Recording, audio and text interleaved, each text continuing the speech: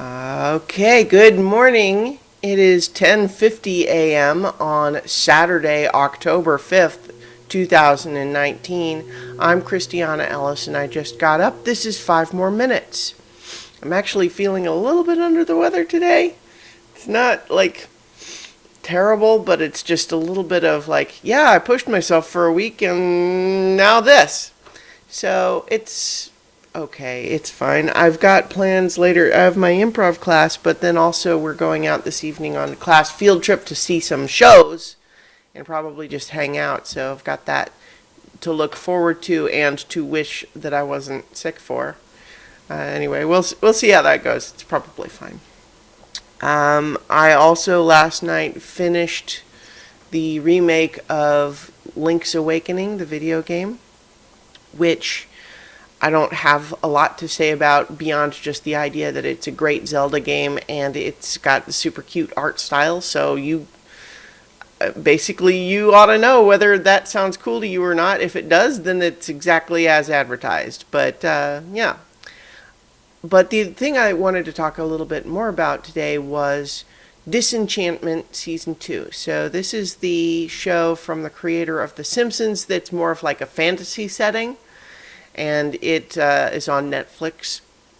And I watched and enjoyed Season 1, but now Season 2 is out. So over the last couple of days I went through that. And I will say, basically, that it's more of what I liked the first time, but it's continuing to just be an odd show, which is not a surprise this season. It's more a matter of, I think for Season 1, it took a little while to sort of start to click with the vibe that the show is actually trying to create, which is unusual, meaning it's not, like if you compare it to The Simpsons or Futurama, right? It's less focused on having a million jokes per second.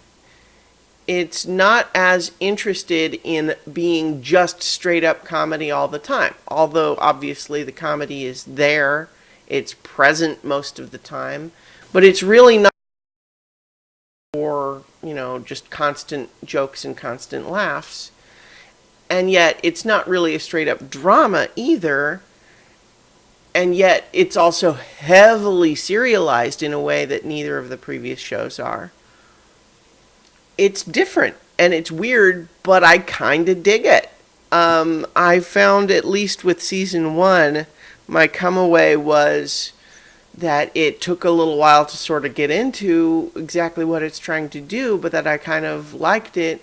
First and foremost, just because the main character, Bean, I really like her. I like spending time with her. I like going on adventures with her and dealing with various situations with her. I think she's a fun character.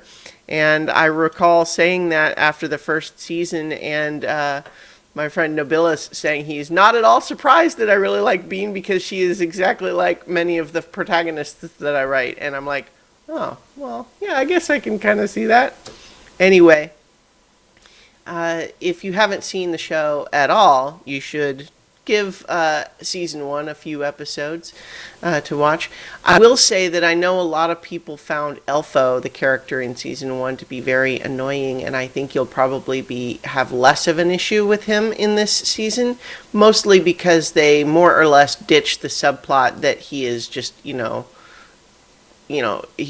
constantly pining after being in sort of in the friend zone. Like they just decide to stop trying to push that storyline.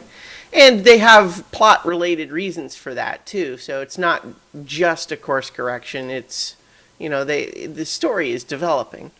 And, for the most part, I care less about all of the other characters than I do about Bean. But at the same time, they fill out the world nicely. There's some fun stuff going on with a lot of the secondary characters. There's a big overarching mystery. And as far as the serialization is concerned, they lean way into that because just like we ended Season 1 with kind of a big cliffhanger, Season 2, guess what? Yeah, it's the same deal. But I like it. And one of there's occasionally some moments in there where they really no-sell how big a deal a certain moment is. And you really have to be just sort of left, and there's a slow burn reveal of, one character's decision in particular. They kind of act like it's no big deal, and they sort of play like he's just being very erratic and unpredictable, and get humor out of that early on. But gradually over the course of the season, you realize how big a deal it actually was, what they did. And it's really kind of an interesting pathos there, that the character's own personality makes it so that they are sort of not the kind of person who would make a big deal about the fact that they have made a huge sacrifice for their friends.